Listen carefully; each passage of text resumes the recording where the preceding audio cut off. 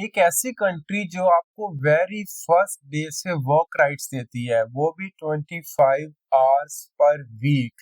आपने सुना होगा यूएस, कनाडा या बाकी कंट्रीज के रूल जिसमें आपको 20 घंटे ही अलाउड है। बट न्यूजीलैंड एक इकलौती ऐसी कंट्री है जो डे वन से, once you are on the study permit, आपको 25 आवर्स पर वीक का ऑफर देती है कि आप इतने आवर्स काम कर सकते हो। अगर मैं इसकी कैलकुलेशन लगाऊं 4 वीक्स अ मंथ, जिसमें आपको $23 पर आवर का पे कमीशन मिलेगा, सो वो बनता है $2300 पर मंथ। सो अगर इसको 56 से मल्टीप्लाई करें तो 1,30,000 के आसपास है जो आप पहले मंथ से कमा सकते हो while you are on the study permit. तो ये कैलकुलेशन तो मैंने आपको बताई है सिर्फ उस दौरान जब आप स्टडी परमिट पे हो। इमेजिन करो 3 इयर्स के बाद, लेट्स सपोज आपने 2 साल का डिप्लोमा लिया है जिसमें आपको आगे जाके वर्क परमिट मिलता है, जब आपने 3 साल की डिग्री ली तो 3 साल का वर्क परमिट मिलता है। तो जब आपकी डिग्री कंप्लीट हो जाएगी और आपके पास एक स्किल्ड अच्छी जॉब होगी, तो आप कितना कमा सकते हो जब आपके पास कोई कंडीशन नहीं है कि आपको 25 आवर्स ही वीकली काम करने हैं। सो जो स्टूडेंट 2020 से पहले वहां गए, आज की डेट में वो पीआर हैं, वो सिटीजन है वहां के, तो आप उनसे एक बार बात करना, वो 5 से 10 लाख महीना कमा रहे हैं। सो ये चीजें मैं आपको क्यों बताना चाहता हूँ, मैं आपको अवेयर करना चाहता हूँ एक ऐसी कंट्री के लिए जो बहुत पीसफुल है, बहुत नीट एंड क्लीन है, जो अपनी पीआर ऑप्शंस के लिए जानी जाती है। और न्यूजीलैंड गवर्नमेंट और न्यूजीलैंड इमिग्रेशन ने अभी रूल्स को बहुत स्मूथ कर दिया है। क्या जरूरत थी 20 घंटे से 25 घंटे करने की जो आपका ड्यूरिंग स्टडी वर्क आवर्स है? जस्ट बिकॉज वो चाहते हैं कि $1 बिलियन की इन्वेस्टमेंट आए, वो चाहते हैं कि उनकी कंट्री में टैलेंट आए, और ये वो टैलेंट है जो आप लोगों में है, जो +2 कर चुका है, जो बैचलर्स कर चुका है, और आगे कोई ऐसी ऑप्शन देख रहा है जिसमें पैसा भी अच्छा है, जिसमें आपके पास पीआर अपॉर्चुनिटीज भी अच्छी है। मैं यहाँ इस समय कनाडा को क्रिटिसाइज तो नहीं करना चाहूंगा, बट आप सब जानते हैं जिन बच्चों ने डिप्लोमा प्रोग्राम्स लिए थे, डिग्री प्रोग्राम लिए थे कनाडा में, उनको वापिस आना पड़ रहा है। बहुत सारे केसेस आपके आसपास, आपके पड़ोस में भी हैं जिनको वापिस आना पड़ा है। तो मेरे अकॉर्डिंग समझ इस बात में है कि आज हम पहले इस चीज का एनालिसिस करें कि पीआर ऑप्शंस कहाँ पे अच्छी है। न्यूजीलैंड इकलौती ऐसी कंट्री है जिसमें ग्रेडिंग सिस्टम के ऊपर पीआर नहीं होती। आप चाहे बैचलर्स प्रोग्राम के लिए जाओ, डिप्लोमा प्रोग्राम के लिए जाओ, जहाँ आप मास्टर्स के लिए जाओ, पीजी डिप्लोमा के लिए जाओ, ग्रेजुएट डिप्लोमा के लिए जाओ, आप रिसर्च प्रोग्राम पीएचडी के लिए जाओ, हर प्रोग्राम में आपके पास पीआर ऑप्शन, बिकॉज वहां की पीआर आपकी स्किल्ड जॉब के ऊपर डिपेंड करती है, ना कि आपके पॉइंट्स के ऊपर।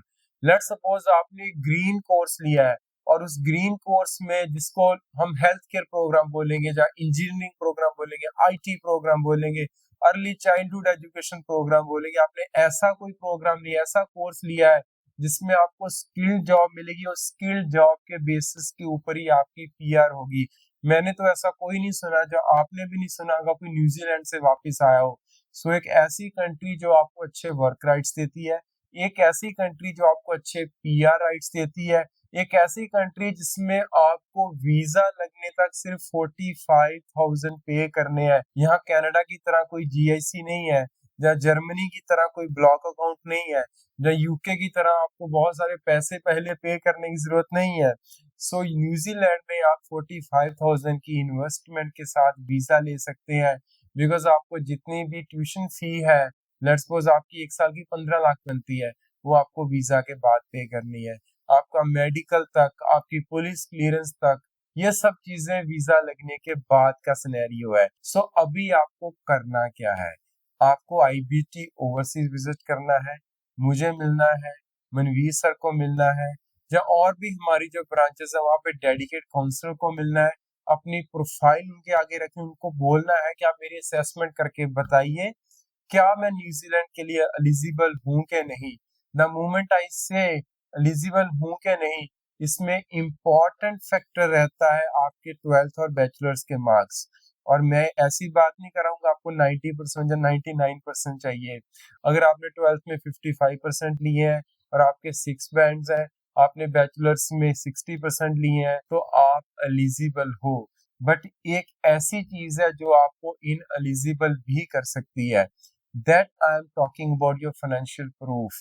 न्यूजीलैंड बाकी सब चीजों को इग्नोर कर देता है, उसको एक ही चीज चाहिए कि आपके पास अकाउंट में 25 लाख के आसपास पड़े हों, जो 3 महीने पुराने हो, जहां उसका सोर्स होना चाहिए। 6 मंथ्स पुराने भी चलेंगे, 3 मंथ्स पुराने भी चलेंगे, but with source. So when I talk about the source, I mean to say कि वो पैसे आपने कमाए कैसे।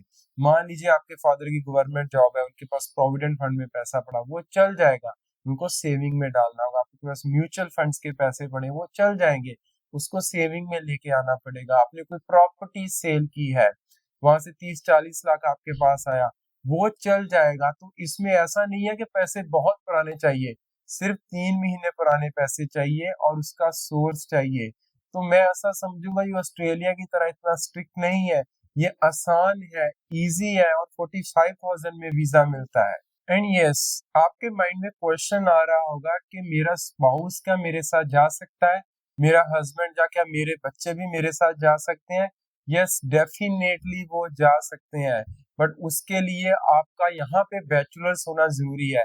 आपको वहाँ पे मास्टर्स प्रोग्राम के लिए जाना होगा, या पीजी डिप्लोमा प्रोग्राम के लिए जाना होगा, या ग्रेजुएट डिप्लोमा प्रोग्राम के लिए जाना होगा। तो when you are going for a graduate diploma programme, तो उसमें आपको ग्रीन लिस्ट वाले प्रोग्राम्स चूज करने होंगे। So this is actually possible कि आप अपने स्पाउस को भी लेके जा सकते हैं, बट यस, बशर्ते कि आप यहाँ बैचलर्स करके वहां पे हायर कोर्स के लिए जाएं।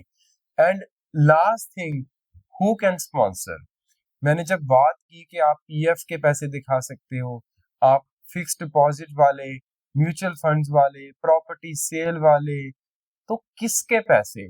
सी, इसमें ऐसा नहीं है कि अपने मामा जी के पैसे दिखा लो, इसमें ऐसा नहीं है आप चाचा जी के पैसे दिखा लो। इसमें जो फंड्स है, it should come from your family. That means आपका ब्रदर, आपकी सिस्टर, आपके मदर, आपके फादर, आपके पिटर्नल्स, आपके मिटर्नल्स।